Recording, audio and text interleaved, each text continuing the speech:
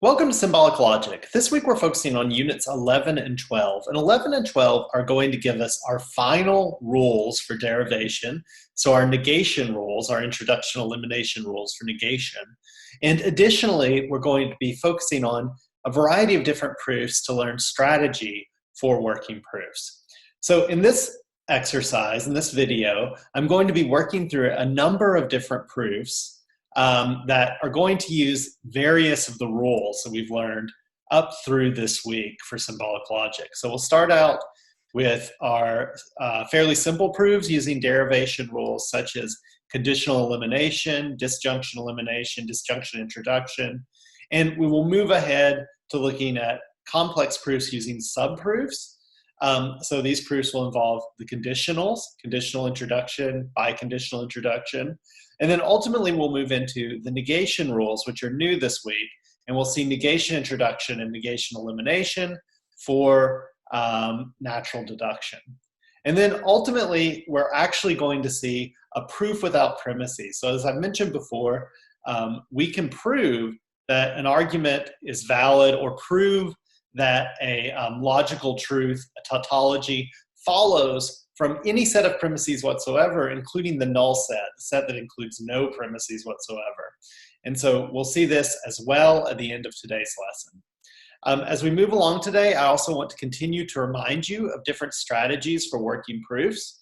So I hope this will be a very helpful video for looking at and for revisiting as you're trying to work through different proofs. You should get lots of examples here of using different rules. So I think this can be a real wealth of information about how to apply the different rules. Okay, let's get started. So here's our first argument. Our first argument is a fairly simple proof. This argument asks us to demonstrate that Q or E follows from these two premises. And so the two premises here are P and Q or E, and if P, then not R. Okay, so we're going to attempt to demonstrate that Q or E follows from this thing.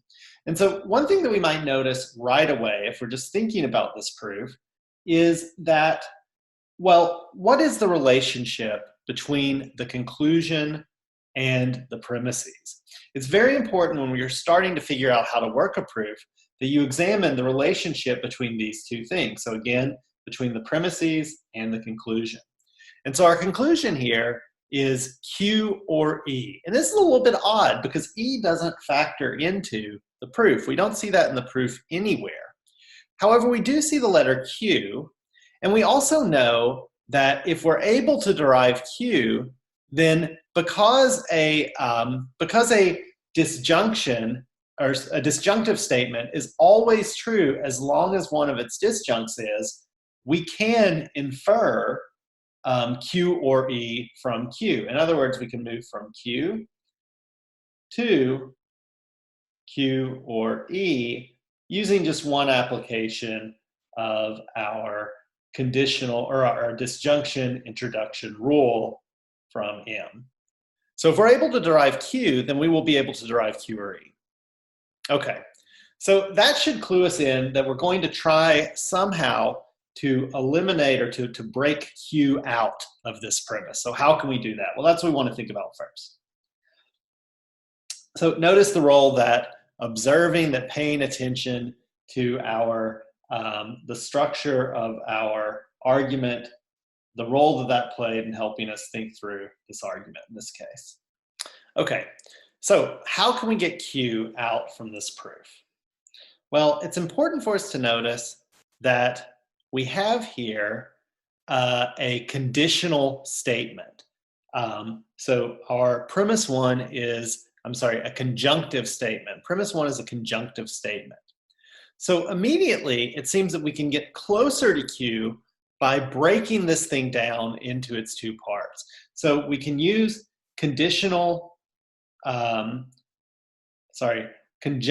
elimination to break out the two parts of this conjunct. So we can get P from conjunction elimination of 1, and we can also get Q or R from conjunction elimination of 1.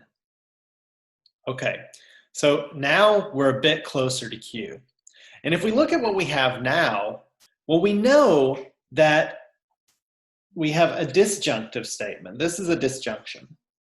So with a disjunction, we know that we can use disjunction elimination to derive either side of a disjunction so long as we have the negation of what is given on the other side. And lo and behold, so we want Q here, and lo and behold, we have R and not R. So if we could somehow get not R, then we would have the negation of the right-hand side of the disjunction that occurs at step 4. And that would allow us to derive Q, and we could very easily then derive Q or E. So how are we going to get that thing? How are we going to get R? Or how are we going to get not R? Well, clearly, we can see that this is a conditional statement, right? It says if P, then not R, okay? And we have P, right? So we have the antecedent of that conditional. So at this point, we can derive straight away not R from conditional elimination of 2 and 3. And now it's a short step to derive Q, which we do via disjunction elimination of 4 and 5. And now we are in a position to derive our conclusion, which again is Q or E. And we derive that via disjunction introduction. And what we cite for disjunction introduction, recall, is just the one premise. So that's 6, step 6. And via conjunction introduction, we've now derived our goal.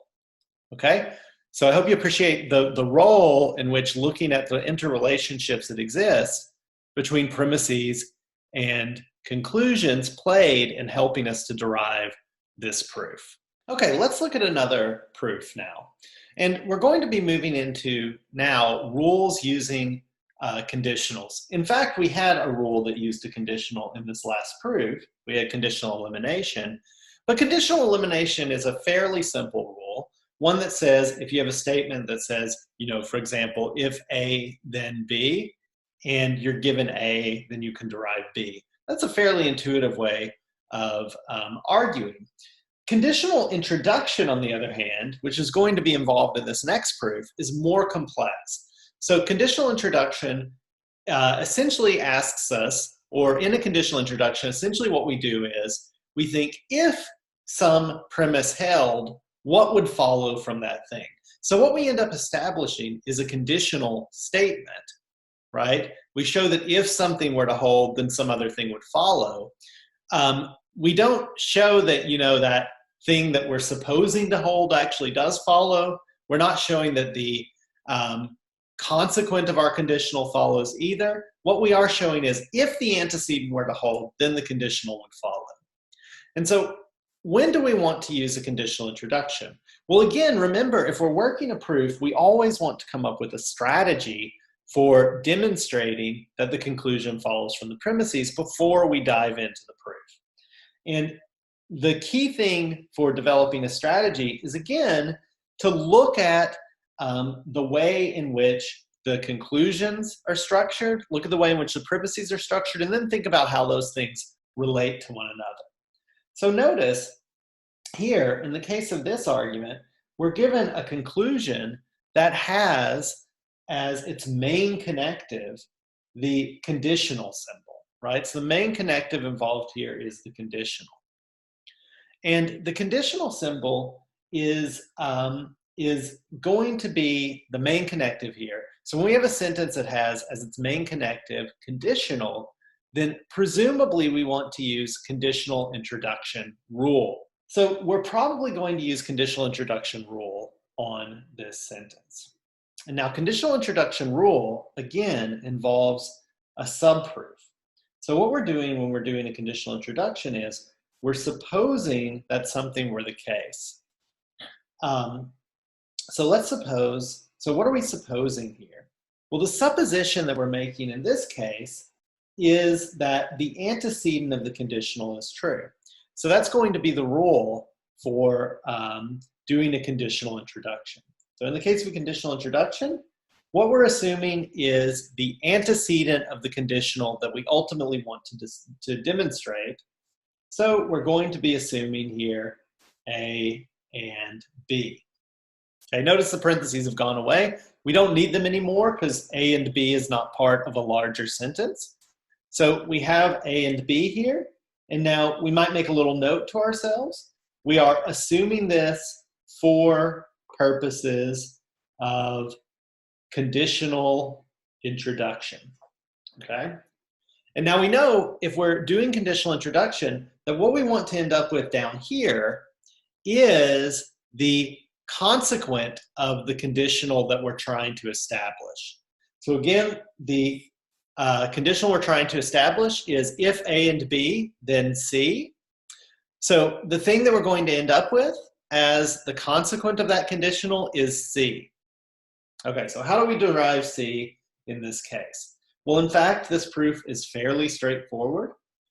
We know that if we have a statement, a conditional statement, that if the conditional statement involves an assumption, or sorry, if we have a conditional statement, A and B, then we are in a position to derive the truth of either of the conjuncts that are involved in that conjunctive statement. I was saying conditional, I meant conjunctive. So if we have a conjunctive statement, A and B, then we can infer that either of the conjuncts are true, because the only way a conjunctive statement is true is if both of the conjuncts are true. So we can assume A here. Again, that rule would be conditional conjunction elimination from M. And so that's just a rule we're going to apply here. We have A and B, and so we are in a position to derive B. I'm forgetting to number my steps. So we can derive B here, and we do that via conditional elimination of 2. And now, at step 4, we can derive C. And so we get C because of conditional elimination. So we use actually conditional elimination here, and that is used citing the conditional and the antecedent of that conditional, so 1 and 3. And so now we've shown that if A and B were true, C would follow in a context in which if B, then C is true. So we've just demonstrated that if B, then C has as a consequence if A and B, then C. And so our rule again is conditional introduction, and we cite the whole proof in the case of a conditional introduction, so 2 through 4.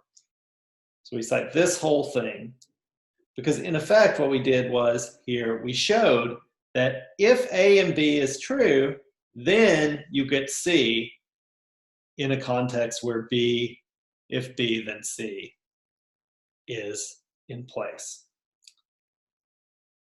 Okay, so that is our conditional introduction rule, a very simple application of that rule. Things can get more complex with this rule. So let's look at some other proofs.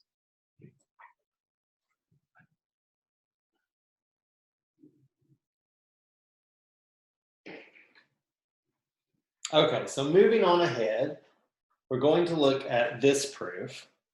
So we are now presented with M, if M, or M if and only if P. And so we want to derive if M, then, or sorry, we want to derive if M, then P, and P, then M. So again, it should be pretty clear to us that this follows, because after all, M, if and only if P, is equivalent to asserting M, then P, and P, then M, right? In other words, the biconditional is such that the conditional arrow just goes both ways between the things that are joined together using the biconditional. So we know this is going to be valid. We know that this is in principle something we can derive.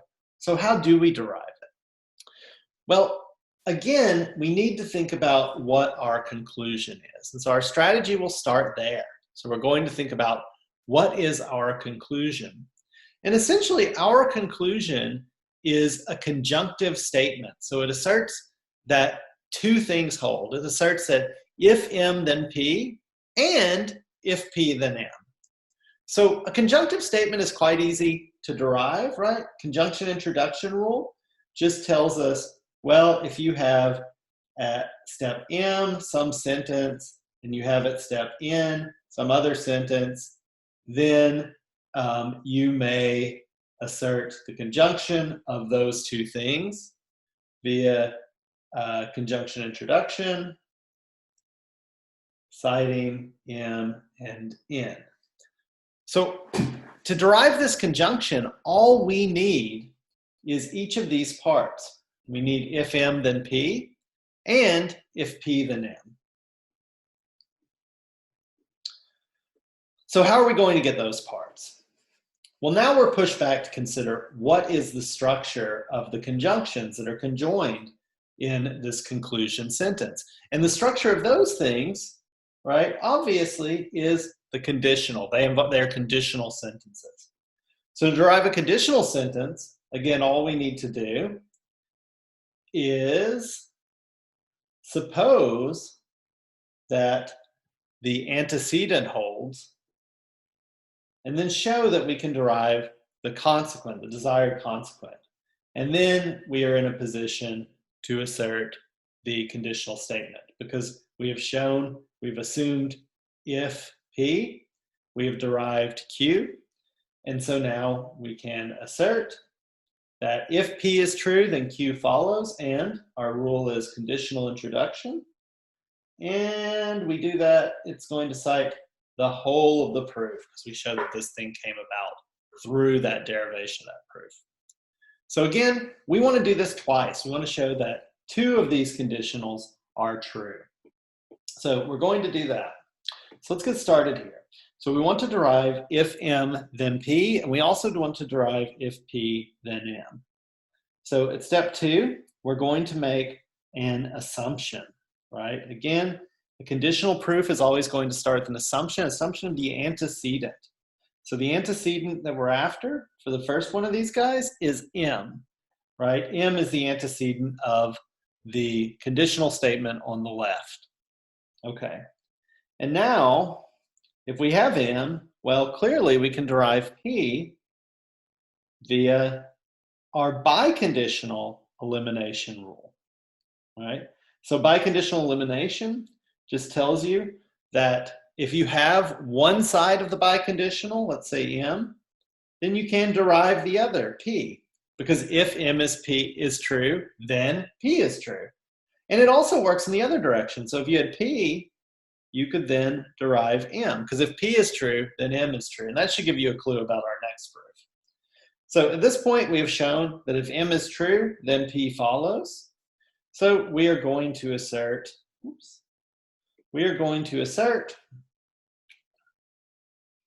at step 4, if M, then P for conditional intro from 2 through 3. And now we just want to do this again for the other direction. So we're going to assume at step 5 that P is the case. If P is the case, then M will follow via biconditional elimination. And that will be from 1 and 5. And so again, we have derived the conditional, which is if P, then M from conditional introduction from 5 through 6. And again, the book suggests that we put little notes in here. I find it useful sometimes. These are very simple proofs, but to put notes in to remember where I'm going. So you may want to put a little note in for, we don't have to spell it out like that, for conditional introduction, for conditional introduction. Obviously these are more helpful if they go in before you finish the proof, but Just a matter of bookkeeping, we'll go ahead and put it in. So ultimately here, what do we end up with? Well, we've shown that M then P, and we've shown that P, if P, then M for each of these proofs. And so our citation here is going to be conjunction intro, and we're just going to cite the two conjuncts that we put together to form this complex sentence, which are 4 and 7. My rules got a little messy here, as you can see. I should have probably spaced out my derivation rules a little bit further to have room to accommodate the longer sentence that is the goal of this argument. Okay, so that is conditional introduction once more. Let's look at some other rules now. So what about biconditional introduction? Well, in biconditional introduction, in effect, what we do is we move from the existence of the two conditionals, the conditionals going in both directions, and we assert that, so if we have if A then C and if C then A, then we are in a position to assert A if and only if C, right? So in effect, what we're doing here is, we are going to show that if A, then C, and if C, then A. And then from those two things, we can assert A if and only if C. So our biconditional introduction rule is quite simple. It just tells us, well, if we have at step M, if A, then C, and if we have at step N, if C, then A, I just wrote that here. Then we can assert the conjunction of those two things, or sorry, the biconditional of those two things, A if and only if C, and the rule that we're going to cite is biconditional intro, M and N, okay? Okay, so now what we need is to derive if A then C and if C then A. And the road to doing that is going to run through our conditional introduction rule, which we've gotten some practice with now. I'm not going to reiterate how the rule works. I trust that you're starting to get the hang of it. But let's start out here with this conditional introduction. So again, what we want is to assume A and derive C, and then to assume C and derive A. So we're going to start out here with an assumption of A. And again, this assumption is made for conditional intro. And so we know that the subproof is going to end in C. Okay? So step 4 here, we can assert B. And we get B via biconditional elimination of 1 and 3, right? So if we have a biconditional, then if we have either the left-hand side biconditional component or the right-hand side biconditional component, we can derive the other component. So we've used A to derive B here. Step 5, we can derive C using biconditional elimination, and 2 and 4. And now we have completed our desired conditional proof. We've shown that if A is assumed, then we are going to end up with C. So we are in a position now to assert at step 6, if A, then C. Again, that's conditional intro from 3 through 5. Now at step 7, we're going to go the other direction. So we're going to start out by assuming C. Step 8, we're going to show that C gives us B. Again, this was for conditional intro and ends in A. Okay, so we have here if C then B, and so we can use biconditional elimination from 2 and 8 to derive B here. And now we have we have C to B, and now at step 9, we can derive A via, once again, another use of biconditional elimination and that's going to involve 2 and 8. So our goal was to end up with A at the bottom of the subproof, and we have now done that. So at step 10, we can assert if C, then A, using conditional intro, and that is again going to involve step 7 through step 9. And now we are in a position to apply our biconditional introduction rule, which again just requires that you show that the conditional goes both directions. And so we've now done that. So we can now assert A if and only if C via biconditional intro. And we have to cite 2 premises for that, so that's 6 and 10. And that is going to be the end of that subproof. Okay, so I hope that gives you a sense of how biconditional introduction works. Okay, let's turn now to look at a negation introduction rule. So we're going to see a negation introduction rule.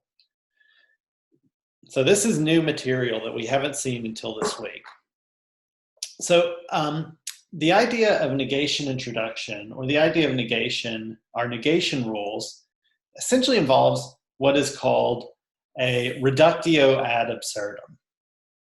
Okay, so we'll just often refer to this kind of rule as a reductio. It means essentially, I mean, in Latin it's reductio ad absurdum, but what it really means, if we think about it in English, is reduction to absurdity. So we're showing that if we assume something is the case, then that results in a contradiction. And therefore, the thing that we have assumed must not be true. We can assert its opposite. Okay? So obviously, negation of a premise is the opposite of that premise. So you can see how this relates to the negation rule. Okay. So in a reductio ad absurdum argument, we might draw some assumption like, suppose, for example, that there is a largest natural number. Okay. And we can show that, you know, if we were to assume that there is some largest natural number, that would lead to a contradiction. So therefore, there must not be a largest natural number. So notice how that kind of proof worked there. What we did was, we supposed something was the case, we showed it led to some kind of contradiction, and for that reason, we were in a position to assert the opposite of the thing that we had assumed. Okay?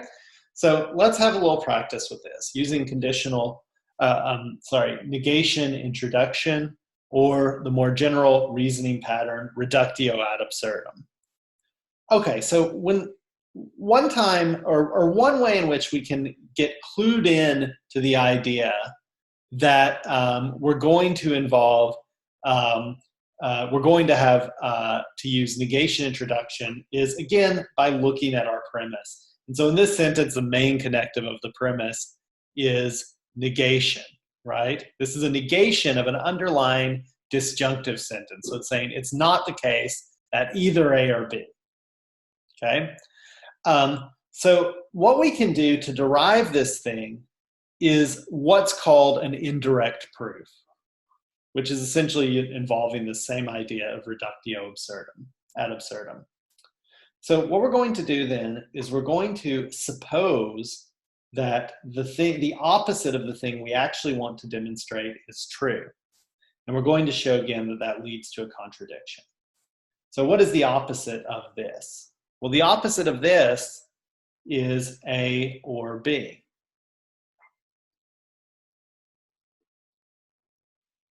Okay, so the opposite of it's not the case that either A or B is A or B.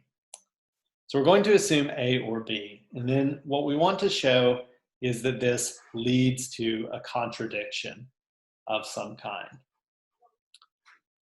So the way our negation rule works is, if we think about it in stated formally, the way the rule functions is, it says, okay, if you're going along and you're in the middle of some proof, and you want to show or demonstrate the negation of some premise, then what you will do is you suppose some premise M. I'll go ahead and use the Greek formal letters here. So these are our variables for sentences. So we're going to assume phi. And then we're going to show that our assumption of phi led us to some sentence, psi. Psi may itself be phi. And then we are going to show that our assumption of phi also led us to the negation of this thing. So it led us to negation psi. And so if that's the case, then assuming this thing led us to contradiction, led us to absurdity.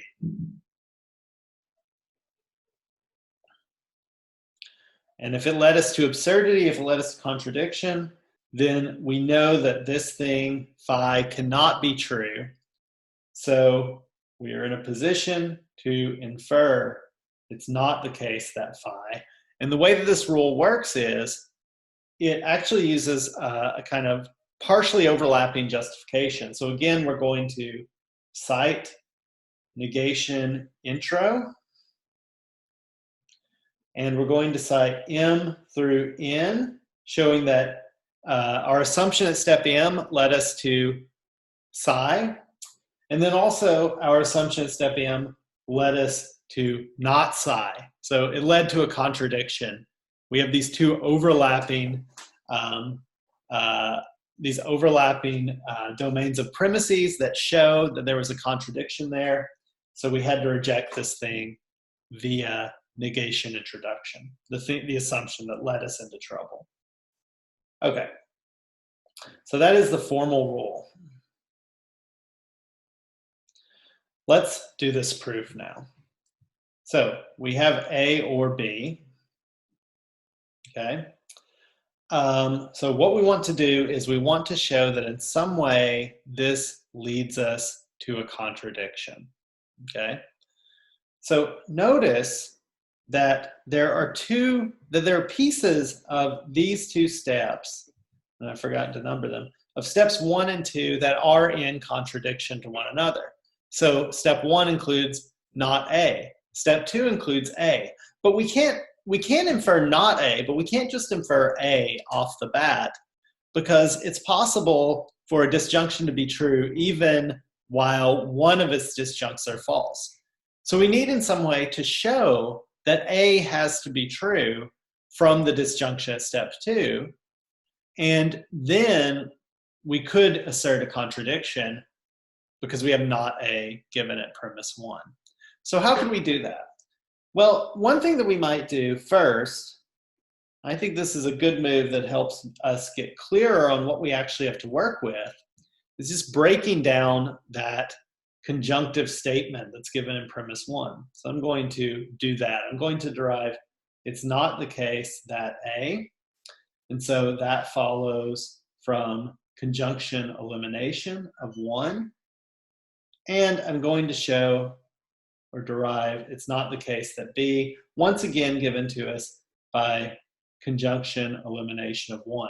And remember, when you're inside of a subproof, you can appeal to anything that occurs at a higher level of proof, that is a level of proof that this subproof is nested under, right? And this one is clearly nested under the main level of proof. So you're going to refer to anything that occurs at a higher level of proof. And so that's how we were able to derive not A and not B from inside of this subproof. And again, I forgot to put the note in, but the reason that we made this assumption of A or B was for purposes of reductio, or you might also write negation intro, okay? And so our goal here is going to be two things that are contradictory with one another at the end of this subproof. Okay, so we have now not A and not B. And now look, if not B is true, if this thing is true and this thing is true, then A would follow. So we can cite A here via disjunction elimination of 2 and 4. Okay. And so now we have shown that if A or B is true, then we end up with a contradiction. No. Then we end up with a contradiction because we got not A and A.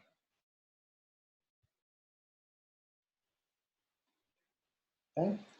So now A or B led us to a contradiction, so we're in a position to assert the negation of A or B, which is not A or B.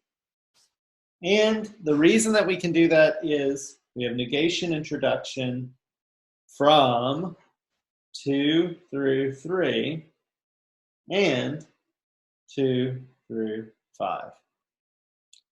And so that argument is now valid, or has been demonstrated to be valid. We've shown that the conclusion follows from the premises.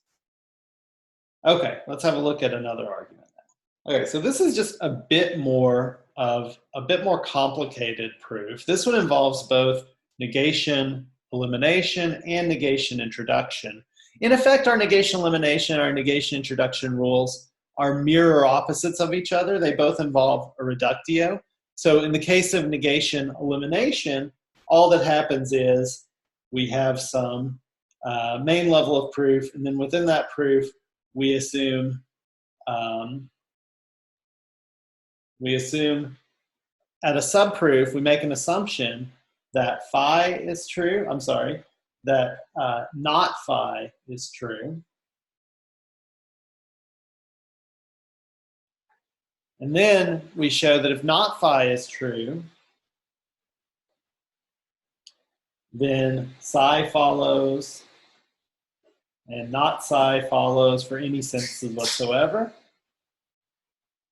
And in that situation, because we ended up again with contradiction, we must be in a position to assert the opposite of what we started out with, which is just psi.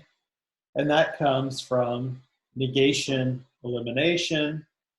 And again, in the case of both negation introduction, negation elimination, we want to cite the range within the subproof that led to these contradictory statements. That'll be M through N and M through O in this particular case.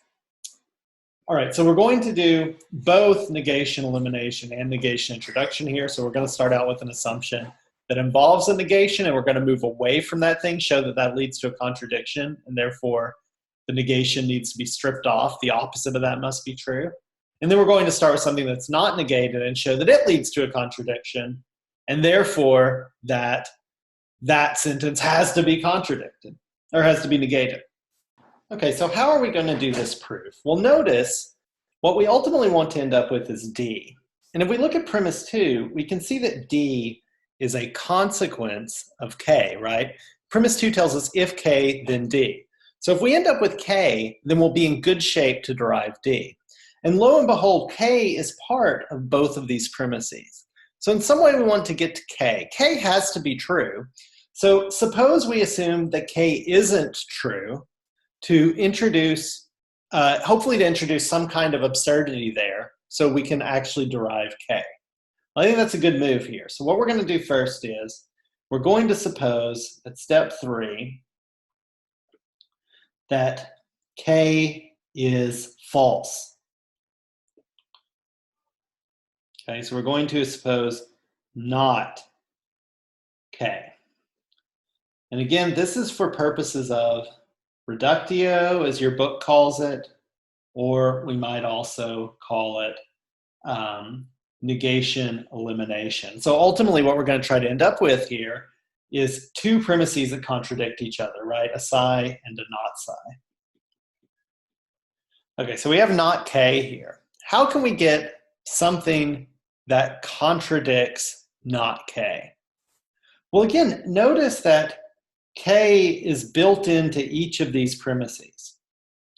So if we get the opposite of 1, then we would be in good shape to derive not k. Okay, so it's in either one of these. So if we showed that one of these didn't follow, then that would put us in good stead to ultimately derive k from the other one, right? Because if a disjunction is true, then at least one of its disjuncts has to be true. So if we could get not k and m, for example, then we could derive z and k. And if we had z and k, then we could get k. And additionally, if we had k and m, then we could get k. So I think our next move here is to suppose, make another supposition. So we're going to draw in another Fitch bar. So this is going to be a nested premise. So we're going at least 2 deep here. So we have, at this step, we're going to assume the opposite, or we're going to actually assume k and m. So k and m, or not k and m, could potentially be useful to us, but I think this is the way we want to go with initially. So what we're going to do is here, we're going to assume this for, once again, a reductio. So we're going to end up asserting the opposite of this thing. But the reductio in this case goes the other way. So this is going to involve our conditional, or our negation introduction. Okay? So at the end of this, we're going to end up with a contradiction. That's going to lead us to assert not k and m. At the end of the subproof this one's nested under, we're going to end up with a contradiction. That's going to allow us to assert k. And then ultimately, once we have k out here, it'll be a short move to assume d. Hope that's clear to people. Let's see how this works.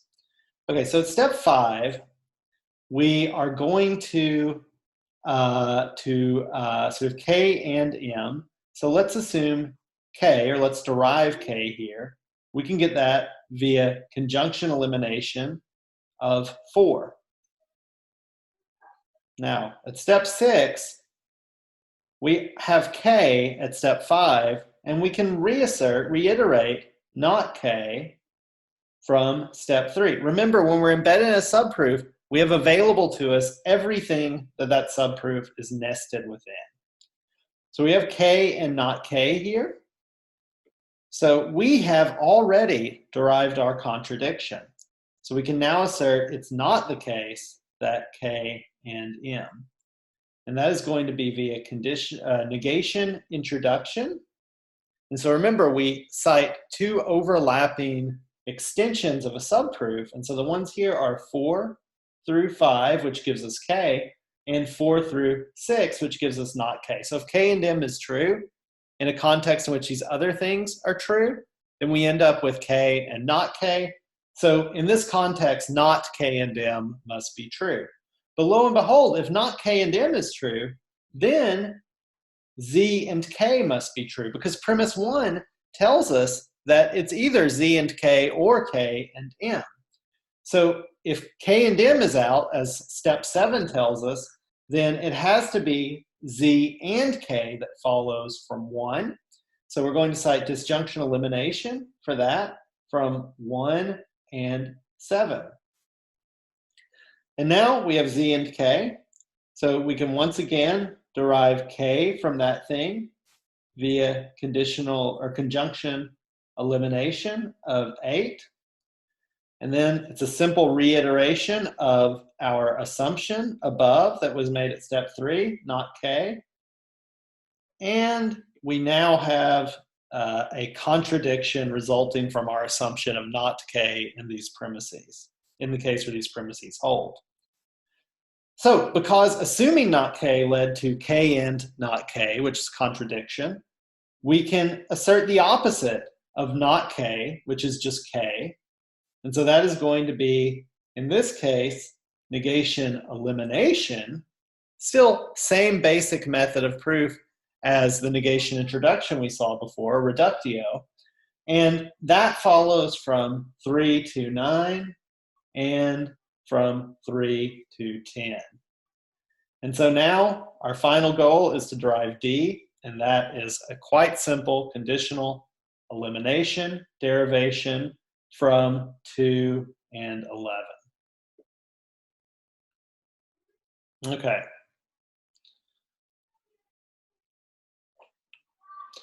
So again, just a quick point here. So in this case, remember, we did this by essentially we had two proofs involving reductio, conditional elimination, conditional introduction, and notice how those were basically the same kind of proof. Now, the final thing that we're going to demonstrate today is a proof without premises, or a tautology, okay? So again, a tautology is true in any instance. So there's never an instance in which any sentences can all be true and it can be false. So that's akin to saying that a tautology follows from any set of premises whatsoever, and that also includes the null set. So here we have a proof that is involving the null set of premises. So you can see up here, there are no premises that occur above the Fitch bar, okay? So what we're going to do is we're going to assume, or we're going to show that this thing follows even in a case where we don't have any premises. And now, how do we do that? Well, some of our rules require for their use require us to cite some premise or others. So think about our conjunction elimination rule, right? What does it say? It says in effect that if you're presented with A and B, then you can derive A via conjunction elimination from that thing. But notice there's something that has to be cited right here, right?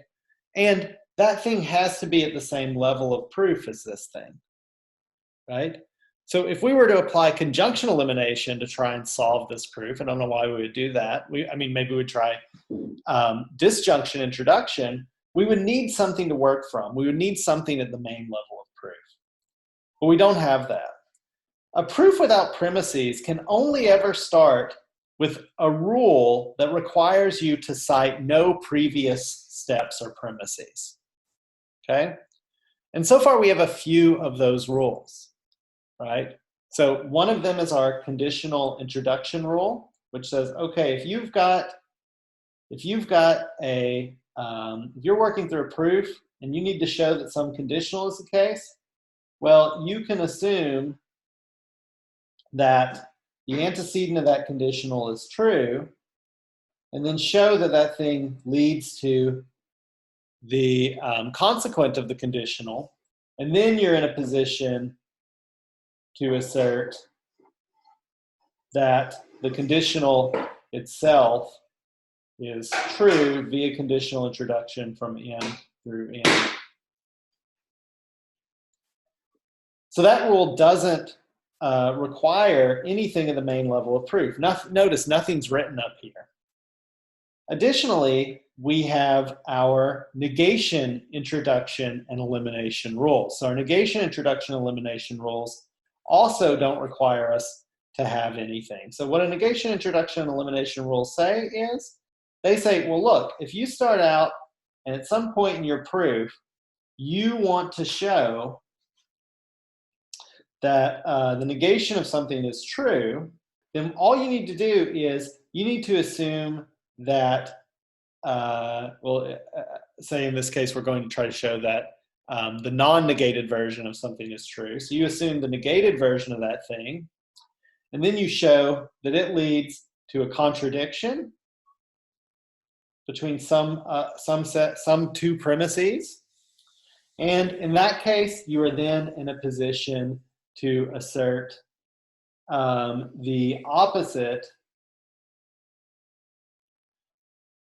of what you assumed that got you into trouble. So we can now assert phi via negation elim of M through N and M through O. Okay, so those are the two rules, or the two kinds of rules that we can appeal to at this point to try and solve a proof without premises. Later on, when we get to quantifiers, we'll see some other rules that allow us to do this. But for now, when we're dealing with sentential logic, this is all we've got. So what are we going to do? Well, the first thing to do is to assume the opposite of what we actually want to prove. So we're going to try to do a reductio, right? And in fact, what we're going to say is, well, okay, if this thing is a necessary truth, if it's true in every instance, if it's tautology, then assuming it's false must lead us in some way to some absurd conclusion. So we're going to try to assume that the opposite of this thing is true. So what we're going to do is we're just going to take this whole proof, and at step one, we're going to say, or this whole conclusion, at step one, we're going to say, okay, suppose that thing is false. So we're going to say it's not the case that A or not A and B.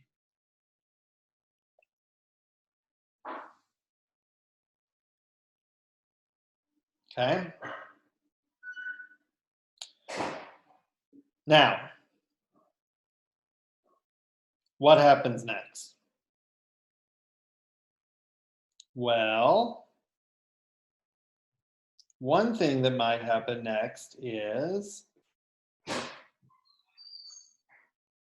we might suppose that not A and B is true. Okay? So the reason we're going to do this is because we want to end up with A somehow.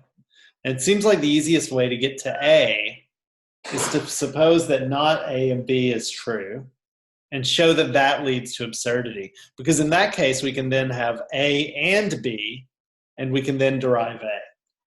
So this is, we've assumed this thing for negation elim.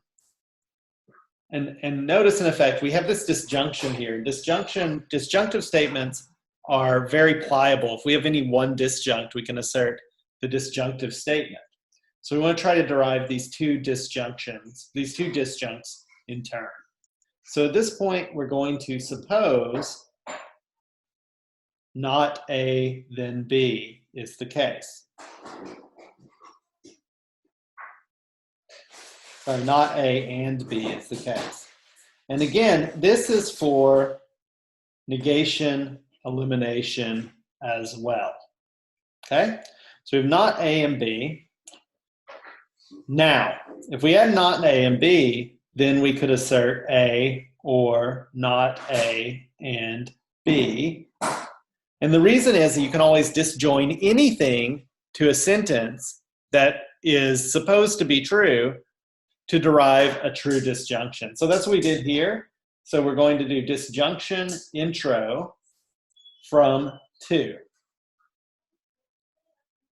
And then step 4, we get, again, we can reassert our assumption at step 1, which is it's not the case that A or not A and B.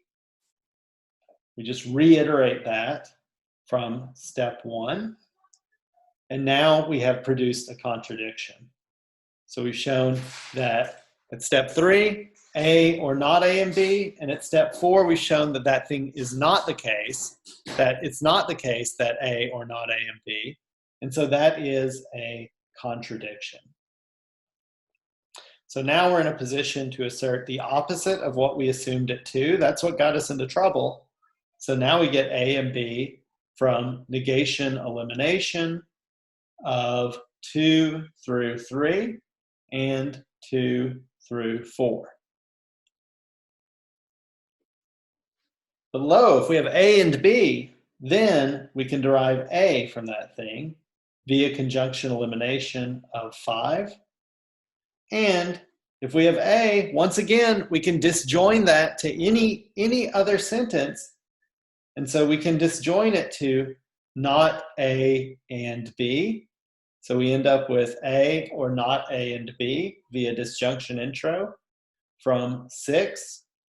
And now we have once again produced a contradiction. I'll just, for purposes of bookkeeping, reiterate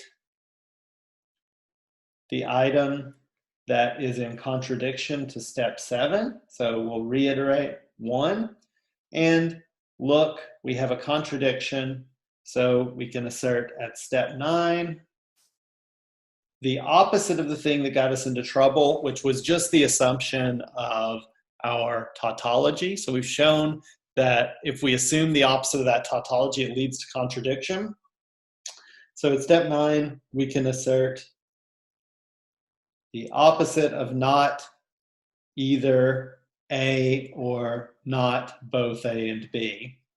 And so in other words, that is A or not both A and B, right? Which is a necessary truth and which we have just demonstrated via conditional elimination from 1 through 7 and 1 through 8. Okay, that is a lot of demonstration of how to use various rules, of how to think through some different strategies. I'm going to put another video up that's going to be a very short formal introduction to your negation, introduction, elimination rules. And that will be all of your material for this week, all the videos you need to watch. We're going to be spending a lot of time just working through proofs this week and trying to master the different rules that we're going to be using in natural deduction. All right, have a nice day. Bye.